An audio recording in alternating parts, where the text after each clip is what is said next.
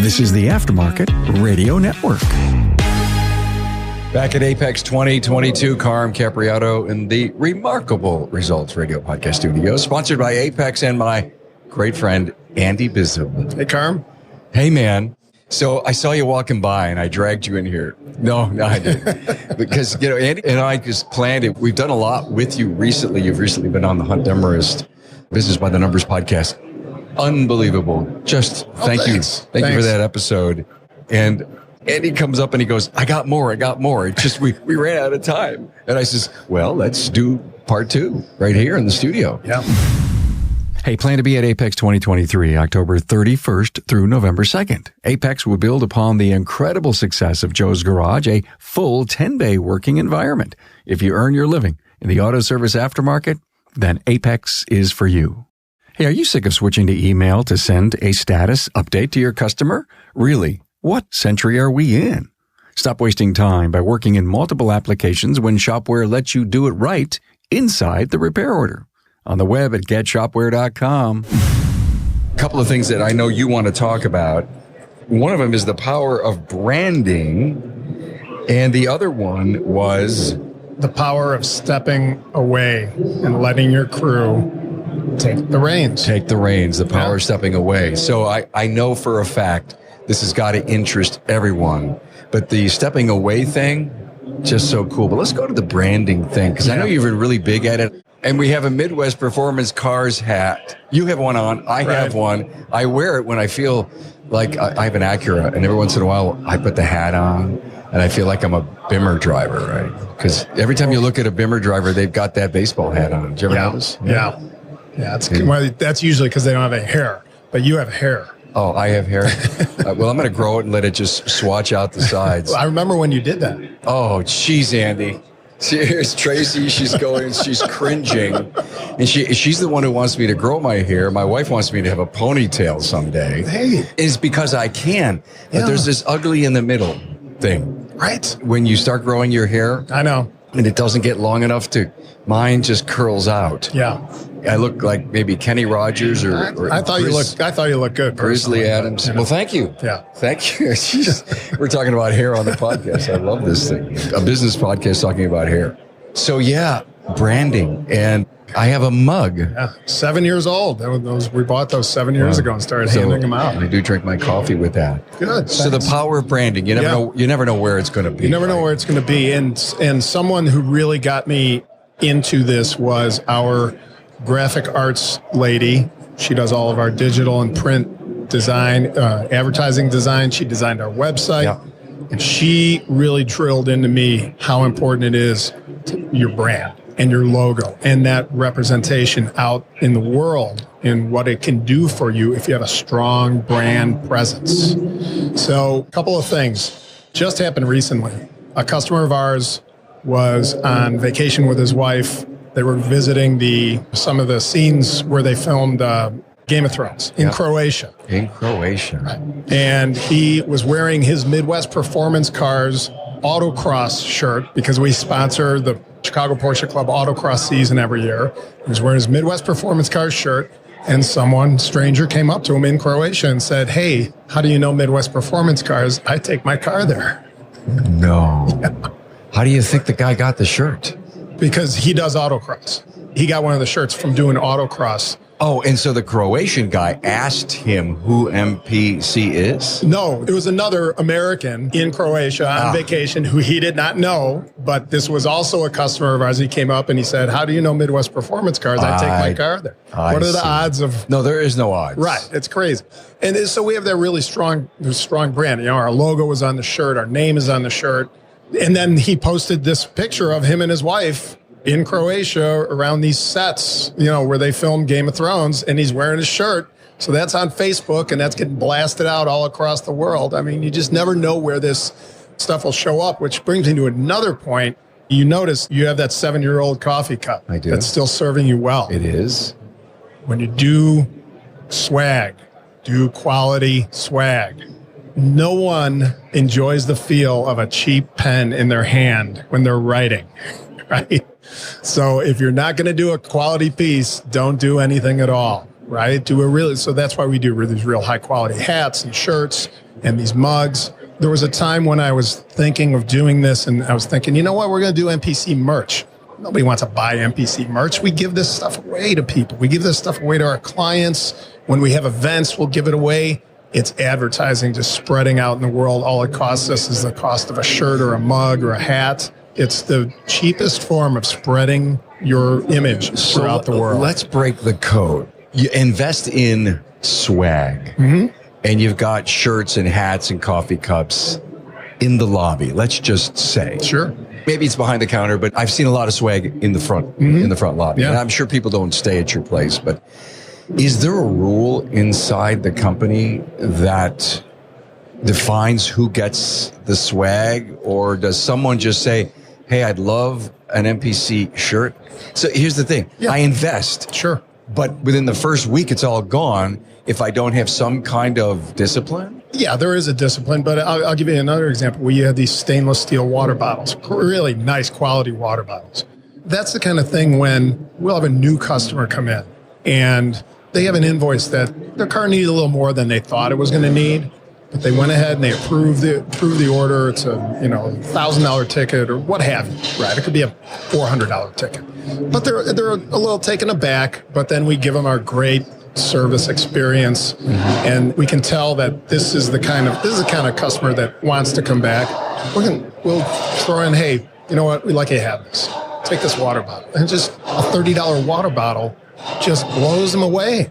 So you're defining a first-time customer, really, to me? I mean, it could be anybody. Anybody who's spending some pretty big bucks, and that $30 stainless steel water bottle goes a long way. Just sweetening that experience for them. Yeah. And just adding to that experience. And it's, it takes a lot of feel from your front office crew, right? To be able to feel these situations out. But boy, I mean, I would much rather hand someone a quality piece of merchandise than give them a $20 off discount coupon. The discount coupon, they're like, okay, great, thanks. I saved $20. The water bottle or the mug or the hat, they're going to wear it. They're going to use it for years. So with my coffee cup and my hat from MPC, there's no other printing on it. It doesn't say Midwest Performance Cars. It just says MPC and your really sharp looking logo. Sometimes we get to the point where we're doing swag, we want to put too much in it. And I think the word I'm looking for, and I don't want to say the word sexy, but it's appeal. Sure. It looks good just with the logo. So the point is that so many shops that we have out there don't have a logo. Design is what captures our imaginations. When we see things, that first visual impression, design, having great design is so valuable. That's why I have a graphic artist who does our advertising, print and digital. And she also designed our website. It's a beautiful website. It's not a templated website. It's a custom-made website that she refreshes it, once or twice a year. Yeah. The power that you bring across with that kind of a strong image and well-designed layout, well-designed merchandise, where you're not walking around like a billboard. You're walking around in something or using something that you like using. People love this hat. People absolutely love it. It's a really sharp-looking hat. And on the back, in very small print, it says MidwestPerformanceCars.com. That's where it says it. Yeah. In the back, just small in the back. Print. Yeah. But your coffee mug doesn't say that, does it? No. You don't need to hit people over the head with stuff. That's my point is that every time we put our name on something, we want to fill it up because we're not necessarily sure people know if it was Carm's Auto Service, if it was CAS. It may take years to develop the brand CAS that has a meaning to someone, but you have to go for that. Sure. Because a lot of times less is more. Yeah. Well, I'll give you another example. We ordered new license plate frames. They just have our MPC logo, and it says MidwestPerformanceCars.com. No phone number, nothing else. That's it. Just very plain. Because people who are driving the cars that they come into us, they don't want a bunch of writing all over the back of the car. You're repairing Porsches. You cannot overwhelm them. Right. And Audis and Mercedes and BMWs. Yes. You can't. Yeah. I think it's critical. Tracy just whispered in my ear. That's what producers do. It's a great talking piece. What's MPC mean or stand for? Right. Yeah. Midwest Performance Cars. Yeah. And that gives me, when somebody asks me that, there's the opening for throwing my elevator pitch. Tell them what we're about. Yeah, and who we are. Yeah. Yeah. I just love it. Thank you for that very short, succinct, and very powerful branding message. I appreciate that. Now, so you got to let go. I mean, the other half of our discussion here is learning how to let go. I've been hanging with a bunch of people here since Saturday. We've been here a lot of days. I had a chance to go to the Ron Capps race, or the NHRA race here at Las Vegas Motor Speedway. And too many people they've said, I can't work any less. And they have coaches. And I so badly want to say, would you talk to my buddy Andy? Or so many of the other great people in our industry that are down to maybe 3 days a week, or that are commuting from, like you, Dallas to Chicago. And Brian Kelly, he's at his business 3 days in like 14. Yeah. And there's so many people that have figured it out. Andy, what's the secret to this? Well, so the reason why I brought this up was because this was actually just yesterday. I'm in several auto shop owners Facebook groups, and then we also have a small Slack channel of about a dozen shop owners. Okay, cool. And one of the shop owners sent to our Slack channel, I have to tell you, I had a major milestone today. Angry customer, and I let go. Meaning I let my service manager handle it. It felt so good. I would have come home, in most cases, frustrated and upset. Not today. Winning. I was so ecstatic to read this message, because think about it. Number one, as an owner, you're not letting this, whatever situation, parts delay, irate customer, some kind of a situation that went a little sideways. You're not letting it drag you down. You're not letting it taking it home with you, bringing it to the family. But the second part of it is you're letting your team develop professionally and handle that situation. And when you can let them do that, if you step into every situation to put out every fire, you're not going to have any firemen or firewomen on your team. You're going to have to put them all out. You have to let them grow and develop. And the way you grow and develop is getting out of your comfort zone, guide them along, get them ready, get them prepared, and then let them go. Hey, Carm here. Now, when it comes to technical and management training, nothing beats the caliber of classes and expert trainers that AAPEX puts together for Repair Shop HQ. And that's because a panel of shop owners selects the best training that will drive your business forward. Training is geared toward shop owners, service advisors, and technicians. Technical classes will include ADAS and calibrations, hybrid and electrical vehicle case studies, CAN bus diagnostics, electrical diagnosis, and using current probes to diagnose drivability dilemmas. On the management side, you'll learn marketing strategies that work, employee retention practices, building a culture that employees will embrace, and more. Expert trainers in this year's lineup include Mike Reynolds, John Thornton, Eric Ziegler, Greg Bunch, Bill Haas, and Kim and Brian Walker. Repair Shop HQ training will take place at AAPEX November 1st through the 3rd in Las Vegas. To learn more, go to aapexshow.com/training. If you run more than one shop, you know how vital it is to keep up with how each one is performing. But it can drive you crazy to log in and out of each shop's database as you try to compare KPIs. Well, look, stop making it hard. With Shopware's advanced analytics, you can easily pull all that data into one report. Heck, you can even set up the system to pump it out in a graph or a chart and then email it to you anytime you want. Why tax your brain before you even start looking for trends and wins to celebrate? Let the computer do the work for you. Spend less time sifting through pages of numbers. Now, once you see your business's potential right in front of you, you can take steps to make it even better. And then you can take a night off to enjoy the time you just won back. Benefit. Go with the team that created DVX, my friends at GetShopware.com. So I was talking to this shop owner, and all he could say to me is, I can't. It's way too early. I haven't. And I said, are you developing your people? Yeah, I am, but I can't. What's the best advice you can give to an I can't person? You're crippling your people. If you're not going to do it for yourself, do it for the people who are showing up every day for you. Because you're not doing them any favors by jumping in and grabbing the hold of every situation like that. I've been around the horn a little bit in small family business, big public company. And I've always known this from me. Hey, Dad, let me do it. I said that internally. I said, on the inside. I went to one of my bosses and says, I know I can do this on the inside. And then when you go to the public company, you're supposed to do everything. You never have to ask. You're supposed to do. And I think that is one of the lessons that if you're listening and you can't let go, I'll bet you your people want to take on this responsibility. You've either not asked or opened up the opportunity by just going out and saying, hey, I'm going to work out in the office from home every Friday. And I trust you guys will be able to make every decision. And if you have to, just call me once a day. Yeah. Oh my God, are you kidding me? This is an unbelievable amount of pressure. And you got to let them get through it. Yeah. You got to let them feel, you got to let them sweat, and they have the hairs on the back of they'll never stretch or learn. Yeah. Right, Andy? They can go to all the training, all the classes you want, but if you don't let them put it into practice, they're not going to get it down.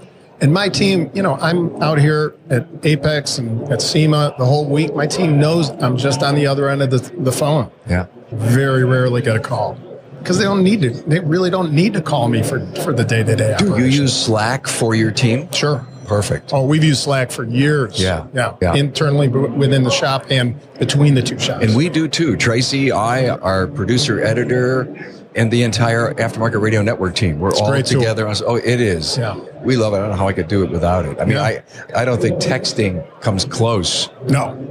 Not even close, because it's a personal, private thing. Please look into Slack. I know a lot of shop owners that use Slack. Yeah. That deep end of the pool that you need to throw your people into, even if they're unwilling, you'll find out who wants to be the leader in your company. Sure. Any example that you used in the early days as you were slowly weaning yourself away, did you go through some growing pains? A big part was getting the right team in place. Yeah. Where our former service manager, before our big general manager right now, I didn't have that feeling of trust when I walked away. I walked out and I always had like a feeling in my side. It's just uneasiness. My manager now, at our main shop, who oversees all the operations, I have total confidence in this guy. He is, and because he's risen to the occasion. But you're doing things about making them better leaders. Absolutely. Please go back and listen to Andy talk about the discovery that he made on, I can continue to keep myself out, but I have to continue to train them. Yeah. And train them like they will be able to leave you. I believe if you train them so that they have the ability to leave you, that's your best chance they won't. Don't train them short. No. Train them long. Yeah. It's a great attitude to have. Now, are you worried that you've trained them so well that they could take that newfound talent and leave? I'd hope that they wouldn't leave, but I also feel that we've put them in a situation that is financially rewarding enough and culturally rewarding enough that they would never want to go to another shop.